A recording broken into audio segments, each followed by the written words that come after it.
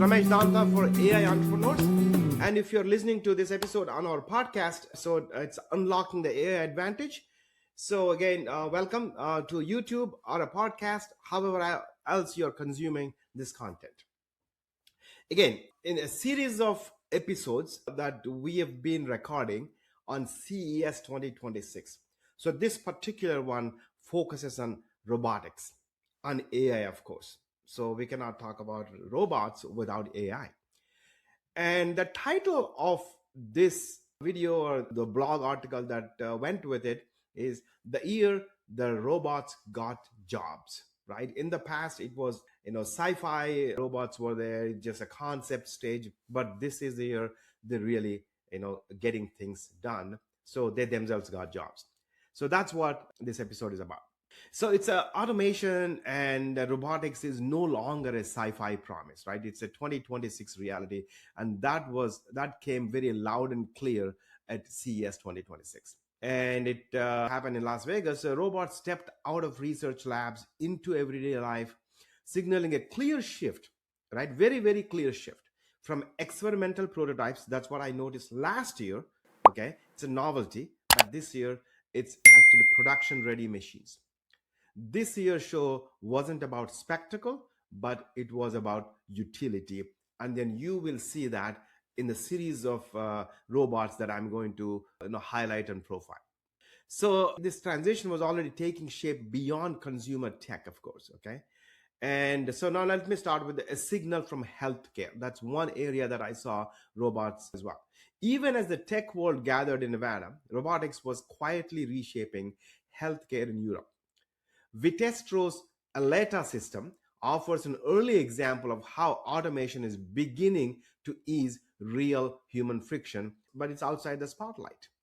So Aletta, the world's first autonomous robotic phlebotomy device, right? So ARPD, automates the diagnostic blood collection process, which is, do you really need an attendant to collect your blood?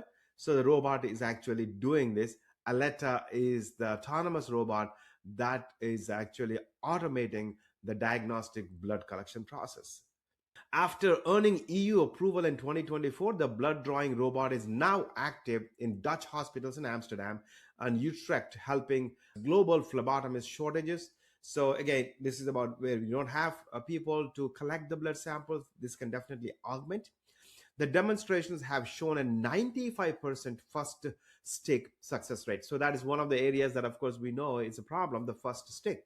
But here, 95% first stick success rate, and rising to 99% on difficult veins, with patients reporting the experience to be as painless as a human drop. Okay, so very, very close to, especially this experienced people can really do a fantastic job. So robots are, at least from this experience, 95 to 99%.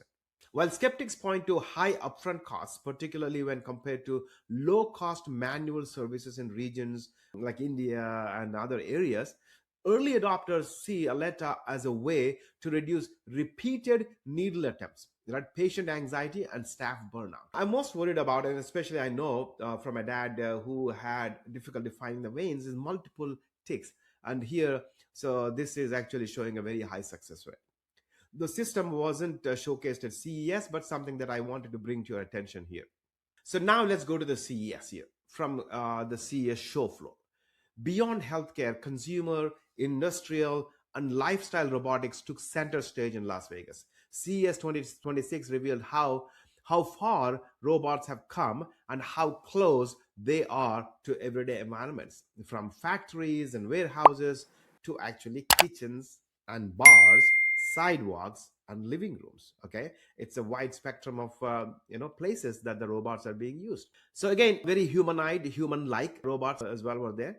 So humanoid robots were limited to scripted movements, right, in the past, but now tightly controlled demonstrations in the past. But CES 2026, they began to take more self-directed and AI powered, signaling a shift toward machines designed for deployment rather than stage demos, right? It's no longer, it's a very fluidly woven movements that I saw on the CES show floor.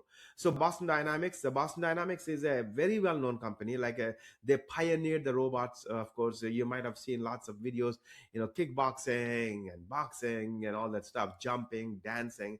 So their Atlas robot appeared in a polished, production-focused form under Hyundai's ownership. So basically, they worked with Hyundai, paired with Google DeepMind class AI models and positioned for factory work rather than YouTube stunts, right? So this is a real productivity gain for Hyundai.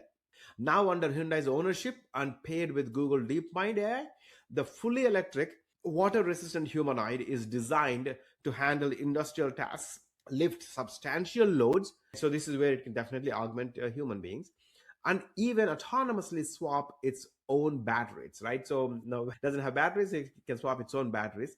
And so Hyundai is aiming to pilot Atlas in its plants later in the coming years. But it was a pretty cool demo there, Atlas. The next one is LG.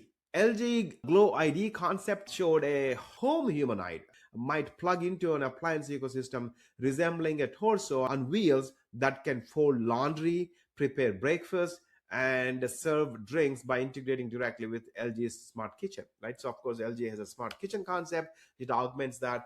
I mean, who doesn't like a robot that folds laundry? I definitely do. And I'm sure you do. So, I don't know about the prepared breakfast, but definitely the laundry I can use.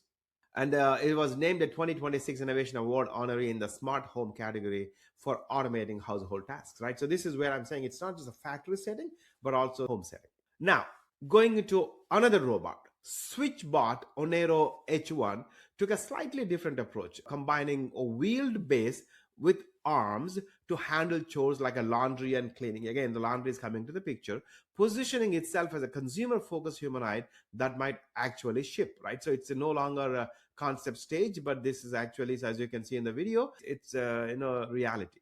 Internationally, firms such as Unitree, Neuro Robotics, and Sharpa use CES to demonstrate physical AI platforms, right? So this was the year of the physical AI that can actually manipulate tools and navigate cluttered spaces. Neura's 4NE1 and MIPA platform highlighted modular collaborative robots designed for factories and labs, while Sharpa's full body humanoid emphasized dexterous hands, with the fingers actually moving very dexterously and whole body motion as it tackled complex manipulation tasks. So again, physical AI in different settings. Unitree, right? I talked about neuro robotics, so you can see the videos and then photos from the show floor, okay, and the Sharpa as well, right? So all of that. So these advances raise questions beyond capability about workforce integration, safety standards, and how workplaces and homes may need to adapt for machines that now share physical space with humans. Of course, it raises lots of questions like that. I mean, they were not addressed on the show floor, but it's something for people to think about. So now, one of the toughest tasks is conquering stairs. The RoboVac, okay, so it's actually it's beginning to vacuum stairs. So if humanoid robots showed ambition, robotic vacuums demonstrated at CES refinement. CES 26 focused on solving one of the longest standing limitations, the stairs. Concepts like a Dream, DREAME, they have a very large booth there. Stair climbing prototypes used combination of legs and tracks like mechanism to move up and down steps, while designs similar to Roboroc's more agile robots experimented with wheel leg hybrids that can lift, lower, and even hop onto different levels. For single story homes, high end models integrated small robotic arms capable of lifting light objects and taking them, right, and using specialized nozzles to clean more precisely around furniture, right? So again, because there's always a problem with some areas, and then these robots show the ability to go into tight spaces. Now, the next category is appliances. So when an appliance itself becomes a robot, right? Even traditional consumer electronics are becoming increasingly autonomous, blurring the line between appliances and robotics. Smart refrigerators. We know smart refrigerators, right? So we have seen where senses what's inside the refrigerator and it alerts you if something is a shortage you're going to have in the refrigerator. but Samsung and GE, Hisense and Chic. So they showcased features such as voice controlled doors. Do I really need a voice control door? I don't know, but they did showcase internal cameras and automatic inventory tracking that is they're actually being sold right now, as you know, using barcode scanning and AI based spoilage detection. Right, if something is spilled, then it will immediately alert you so you don't have a spilled milk for too long. Laptops like Lenovo's motorized auto twist designs used camera tracking and motorized hinges to rotate the display toward the user or an audience, turning what used to be a static hardware into responsive devices that move with intent. Just like the camera that I'm using here, that is, it moves when I move. So even the laptops have that movement as well. So they're become smarter. Right. So you could see the Samsung Family Hub, GE Profile Fridge, they're all small, Hisense, all of them showcase some of these things, right? And then of course Lenovo ThinkPad, I talked about that tracks your movement. Now, the next one I'm going to talk about is the wellness area, right? Wellness hardware from a company called Body Friend, right? Massage chairs and relaxation systems that they have begun using robotics, sensing and recommendation algorithms to adapt programs to posture and preference. On the CES floor, actually started feel less like a gadget showcase, more like a catalog of quiet embedded robots. I mean, I could see lots of people taking advantage of this massages, mini massagers that were out there from a Body Friend. So you could see in this photo people actually sitting there and enjoying a massage there. So that was in use, right? It's not a concept anymore. And then I gotta tell you this, wearables everywhere, wearables, delivery robots, and outdoor agility. So not every robot at CES tried to mimic a human body. Some aim to augment it, right? Hypershells, exoskeleton systems wrapped around the lower body to boost endurance for hiking and industrial work using onboard AI that anticipates motion and modulates assistance in real time. So real time, as you're moving, it anticipates where I might go and then helps me, big time. And small outdoor and sidewalk robots navigated marked streets as a last mile delivery platform so they can deliver groceries and parcels and food, while food tech robots behind counters mixed drinks, right? So this is something that I saw last year, but this year was real. So actually able to do mixed drinks, like there's a system that you select and then say I want this mocktail and I want this cocktail, and it had items, and then it mixed the drinks, moved trays, and actually assisted in kitchens as well. I have seen some robot where for like a 30 or so recipes, it picks all the ingredients and then cooks. It's amazing. And then they're actually taking orders in the Bay Area for this. That was pretty cool. Together with industrial players like Robotic and Neura, they focused on agile robot arms and grippers, and these systems show robotics spreading into logistics and food service. I think this is going to be big help as they pan more into our daily life. We're talking about robots and the robotics, but we have to talk about what is driving them. And there was one company that stood front and center, that's NVIDIA.